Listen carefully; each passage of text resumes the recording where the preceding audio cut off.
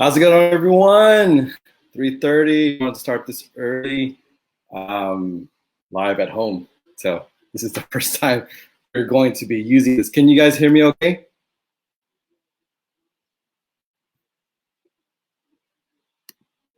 I just want to double check on my voice and everything else. Can you guys hear me okay?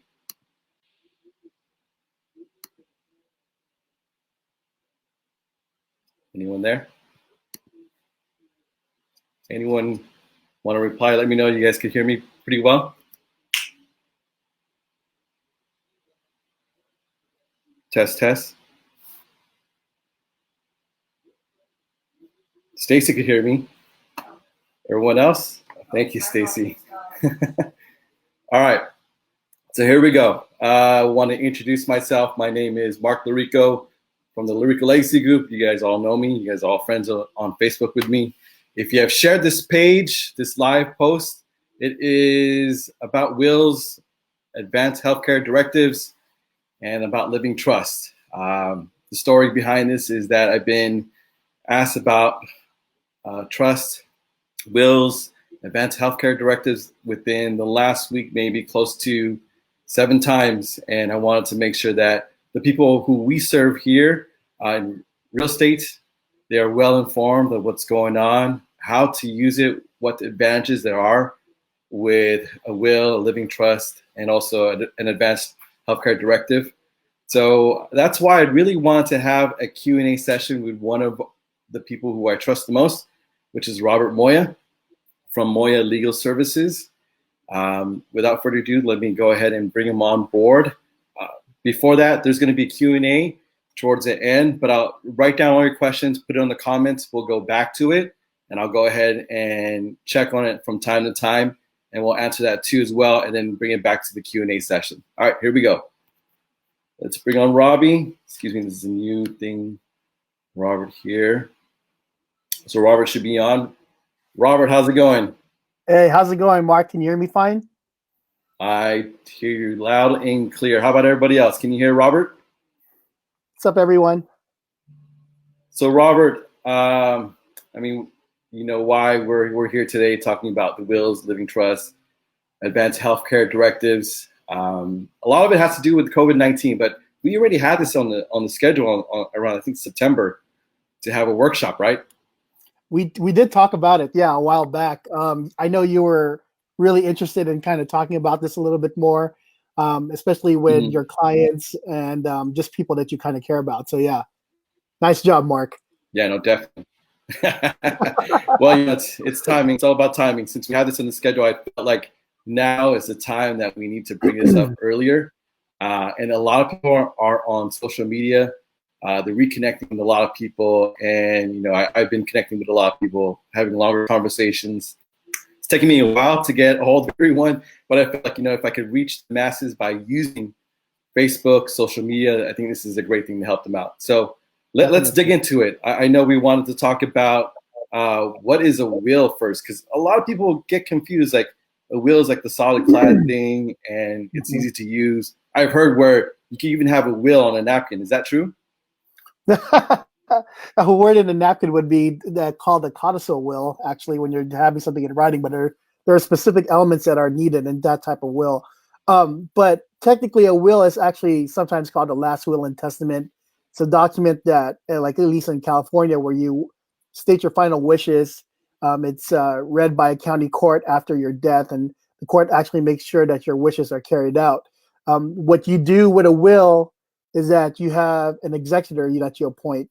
That executor actually is the person that's going to, in so many words, manage the will, and then basically make sure that the assets are properly transferred to your beneficiaries.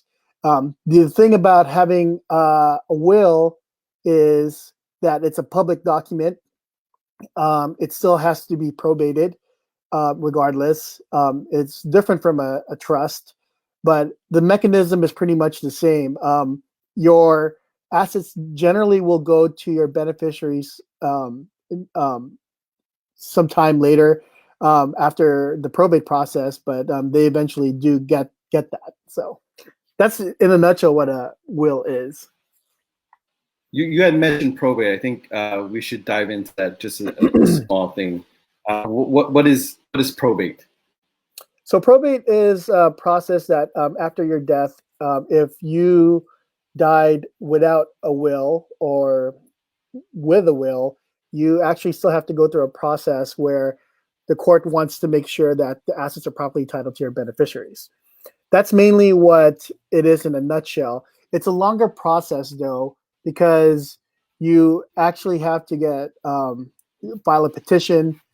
If you don't have a will, you have to get letters of administration. You have to make sure that if you have a will, that the executor is actually appointed. If there's a bond that's required, things like that. And it's a whole process where it takes a lot longer than, let's say, if you have a trust, which I know we'll be discussing later on as well.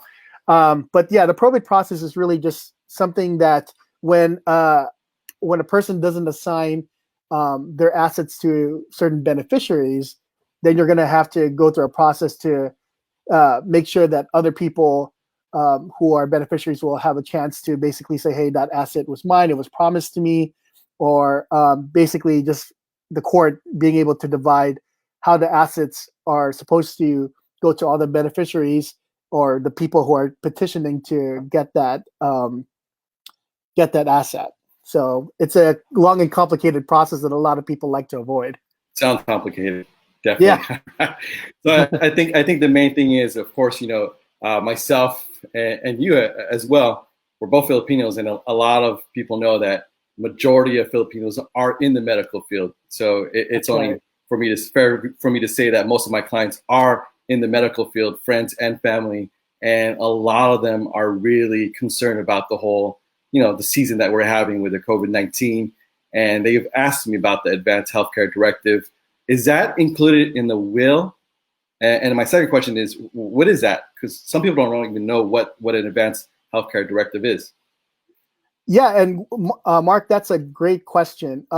First off, if we're trying to distinguish what's the difference between a will and an Advanced Healthcare Directive and whether it's part of the will, it's not part of a will. It's actually a standalone document that's separate from the will. However, when you're talking about proper estate planning, you actually include that document as part of your directives to your agents or maybe to your to your executors or your trustees. But really, the Advanced Healthcare Directive is really a legal document, and it explains all your medical decisions about what you want to happen in regards to, let's say, I want to have the right to die, for example, or you want to prolong life, or when I'm in a terminal condition, or if I'm in a permanent coma, this is what I wish. These are the agents that I'm appointing in order to make decisions on my behalf. These are the people that I want to give a fiduciary duty, have a fiduciary duty to basically go with whatever my Advanced Healthcare Directive would have. So in light of all the things that's going on with COVID-19, a lot of people have been looking to doing Advanced Healthcare Directives in case something was to happen to them. And it's really just a decision to whether to pull the plug or not. Now, you may hear different names for an Advanced Healthcare Directive. That's what we call it in California. Some other terms for that include like a power of attorney for healthcare, or even one of the things that I've heard was living will. Yeah, a living will, or living will is what they actually say. But it's really just an Advanced Healthcare Directive to take care of your medical issues if you get to the point where you're like in a coma or anything like that. So I guess my question is, how far in advance do you need to set that up? Is it 30 days, 60 days, 90 days? Can it be like the night before? I'm having people who are saying, Mark, I'm starting my 3 days straight, and I want to make sure everything's all taken care of beforehand. Sure. Do I have to notarize that? Is that something that needs to be done like a lengthy process? Like, tell me more about that. Yeah. So, I mean, really, you could do it at any time. It doesn't take 30, 60, 90 days or anything like that. You actually just have to get that done. Once you get that done, whether it's like the day before you think you're going to pass away or anything like that, you can do it at any time. I know sometimes hospitals provide their own healthcare directive. It does need to be notarized, but technically you could actually get two witnesses to assign showing proof that you actually executed the document yourself, and those are your actual wishes. But yes, it is still an important document to have, and it's something that if you're worried about what's going on these days, because it's just a crazy world we live in right now, then I would say now would be the right time to get an advanced healthcare directive, so your family wouldn't worry about how to make decisions when they're in their actual deathbed. I mean, that's the last thing that you'd want to place on family is the burden to make decisions on your behalf, or even if you try to make decisions for your loved ones, you may not even be able to do that because you are quote unquote not authorized to do that because there is no directive in place. Well, I didn't realize that it's such a legal thing, but it makes sense to have that all squared away beforehand. And I really appreciate that. If you're just joining us live, we're here with Robert Moya from Moya Legal Services. He is explaining about wills, advanced healthcare directives, and also living trusts. We spoke about wills. We just finished off advanced healthcare directives. I'm sure you guys have questions. Feel free to type in on the comments. Towards the end, we'll have a Q&A. I'll go ahead and read off the questions, and we'll have Robert answer them. So you had brought it up. We kind of lightly spoke about probate, and you had said that wills, advanced healthcare directives are totally separate. Can we package that up? From what I'm hearing, living trust also includes that. I guess it's a whole package. Yeah. So again, when we talk about wills and advanced healthcare directives, those are actually two separate documents, and also the living trust itself is actually its own standalone document as well. Okay. In regards to the living trust, that's a whole different matter. The nice thing about having a living trust is actually that it avoids probate. Usually, when you have a trust, if it's not contested, you actually don't need to go to court to get everything filed. Basically, if all assets are properly titled under the trust, and the moment you pass away, then basically it's actually already ready to go, and you and your trustees, and they're not actually called executors at this point. Your trustees can just make sure that the living trust is now transferred, or the assets in the living trust now gets transferred to the beneficiaries. And that's the main thing why a lot of people do a living trust is to avoid probate. Most especially if you have assets over $150,000. There's usually the cutoff when you should start thinking about putting your assets in the living trust.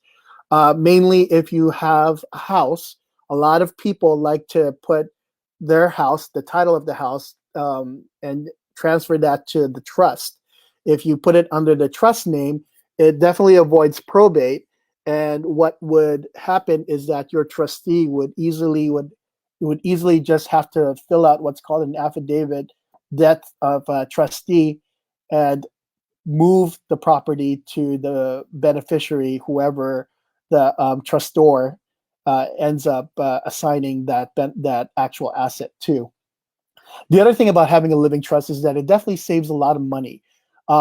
Comparatively speaking, if you were to go through a probate process, it would cost easily over $20,000 or so to basically probate your case. And at the same time, there's legal fees, there's executor fees, there's just a lot of different things that could probably more likely add up to a substantial amount of money that would be taking away the assets that you really meant to give to your beneficiaries. However, if you had a living trust, the nice thing about that is that you actually can transfer the documents to the assets to your beneficiaries while saving them money, because it doesn't really cost a lot of money to put a trust together. Of course, if you go through an attorney, it's a little bit more expensive. I've heard LegalZoom offers that too. And then you have people like myself, like a legal document preparer, who can prepare it as well. But you save substantial amount of money compared to actually going through a probate process. And as I mentioned, it actually provides a lot of privacy as well, because it's not a public document. I mean, there's people out there that still don't really know what Michael Jackson's total assets are, for example, because they it's under a trust and it's not under a will, and it's something that doesn't have to go to court, and so you don't really know who are the beneficiaries. You don't really know what assets that person would have and things like that, and that's why a lot of people like doing that. But it's always you always want to make it easy for uh, to pass on your assets to your loved ones at your debt, and make it as easy as possible without having them to go through some type of process. You do want to appoint a representative, which we call a successor trustee, who would actually manage all the assets and make sure that if you have minors, that the health, education, welfare of your children are actually being taken care of based on the assets on the trust. You want to make sure that any debt that you incurred during your lifetime, that the trust pays for that, so that your loved ones will actually not have to worry about all those different things in the future, and they could just kind of live in peace a little bit better, even though you, for example, would not be there. And that's just how the reality is. So that's what I think the benefits of having a living trust is that putting your assets in the trust, man, like it's a lifesaver. And yeah, it takes a little bit longer to do, and it's a process to put all the paperwork together and to sign all that stuff. But once that's in place, you could rest assured that your legacy gets protected. And I believe, Mark, I think you do have a living trust as well, right?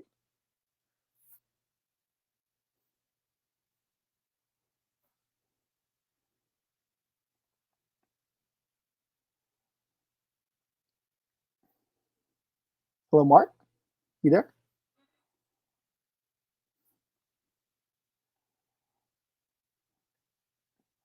Looks like we have technical difficulties as I speak. So I'll go ahead and wait for you, Mark. Mark? Oh, can you hear me now? Yes, I can. Oh, okay. I think I think I have to be. I have to be. We're using a new system here, so it looks like I have to be on screen to say something. So here I am. Thank you so much for that explanation, Robbie. I No know problem. when you talked about like how like the executor helps decide where everything goes in place. A big example that really comes to my mind, especially for the people who grew up in the '90s, it's the original 90210, and I remember Yes, Dylan McKay like that's right. going to that one law office and saying, "Hey, I need some money." And the guy was like, "Well, I just gave you money a couple of months ago for so and so and this much." And they're controlling it, I guess, you know. And for us, like we have certain standards that if myself and my spouse, Melissa, passes away, this is how much that my children could receive.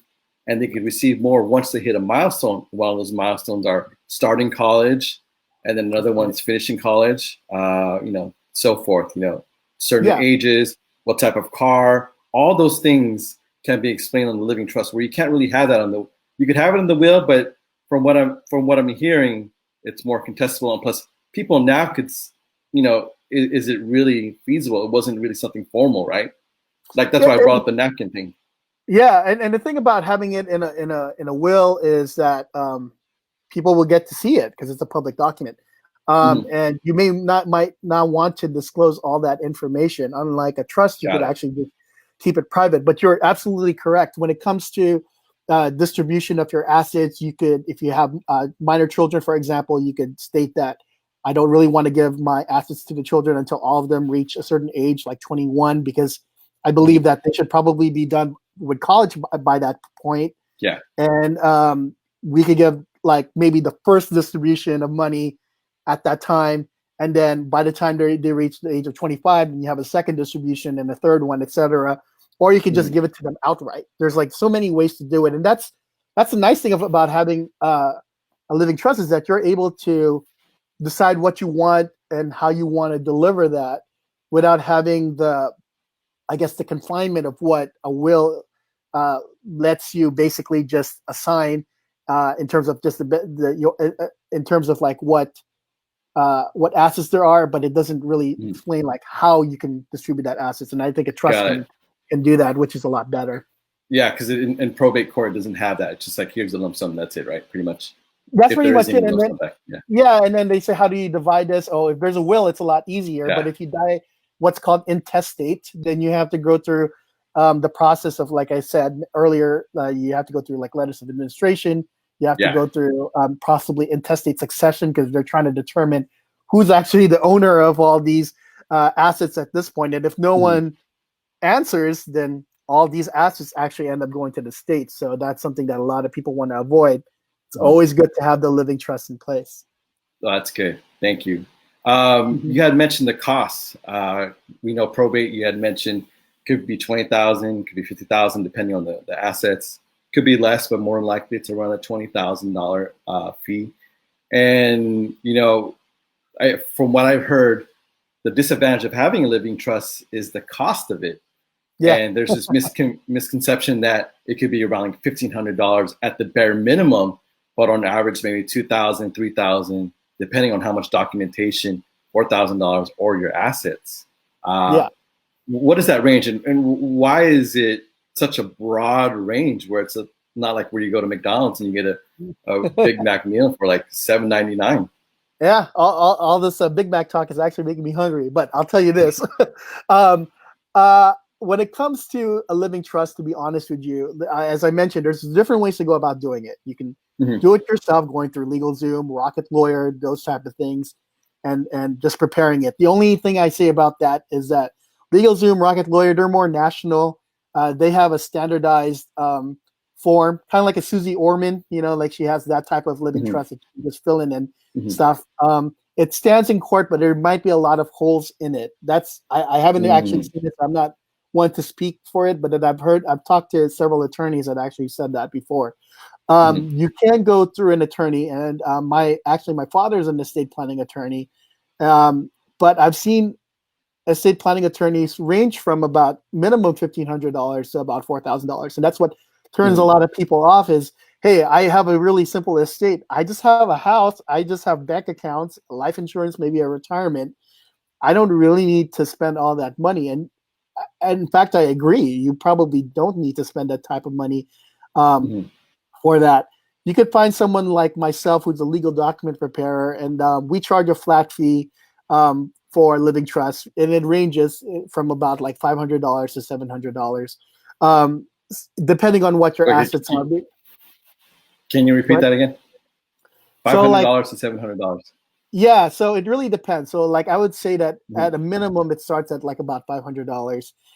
Depending on the amount of assets and such, it ends up being close to like $700, $800 at most. Or sometimes actually I've had some that went up to $900 because they had several real estate properties that we needed to create quit claims for. So depending on your assets, it can range. But that's basically what you're looking at. If you were to go with someone like a legal document preparer, and if everyone's not familiar with what that is, think of that as kind of like an independent paralegal. Think of that as the nurse practitioner in the legal world, or the physician assistant in the legal world, but the independent kind. But if you go with an attorney, you're basically just going to be spending easily about $1,500, $2,000, $3,000 for it. But a lot of people, like I said, they don't have a lot of assets. So I guess an analogy would be like, you don't really need a surgeon if you're just trying to go to urgent care and take care of a cold. You probably want to go to a legal document assistant, or maybe an independent paralegal to put that document together. And at least by then you'll be protected for sure. Yeah, no, thank you. That's a great explanation. It is a big difference for us. I believe ours was $1,700, and this was around like 2008, right before, or no, 2009 when we had our first child. I had my house at the time, so it made sense to get something like that. I didn't know about the whole difference between that. I'm like, okay, I'll just spend this $700 just for that. And it is a big difference. If you're telling me like $500 at the bare minimum with very minimum stuff, that's 1/3 of the minimum standard that most attorneys are going to give. And more than likely, some attorneys are going to hand it off to their legal preparer anyway, right? I mean, that's from what I've seen so far. Yeah, and the thing is, what's pretty interesting, Mark, is that, to be honest with you, a lot of attorneys use the same software when it comes to putting Got real it. estate. Mhm, I mean, excuse me, when it comes to putting estate planning mhm, documents together. mhm. And it's not putting Basically, attorneys down. It's just from what I see is that they're there to give legal advice only, right? I mean, that's the big difference is that they could give legal advice.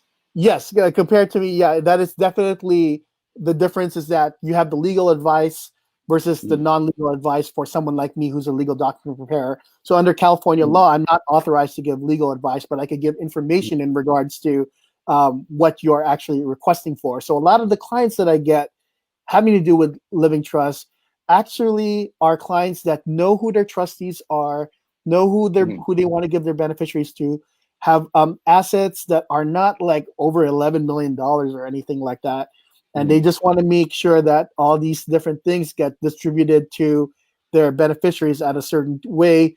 Um, and that's basically how it goes. So sometimes you don't really need to get an attorney to give you legal advice on how to proceed. If you already know what you want to do, you save a lot of money that way. And whether it's a living trust or whether it's going to small claims or whether it's going to probate or even doing a divorce or forming your own business, it's kind of something that you could self-represent if you want to without having to go to an attorney to do all these different things. And when it comes to documents, all these things are very standardized that it's as easy as going to someone like myself, an independent paralegal, to just put things together for you.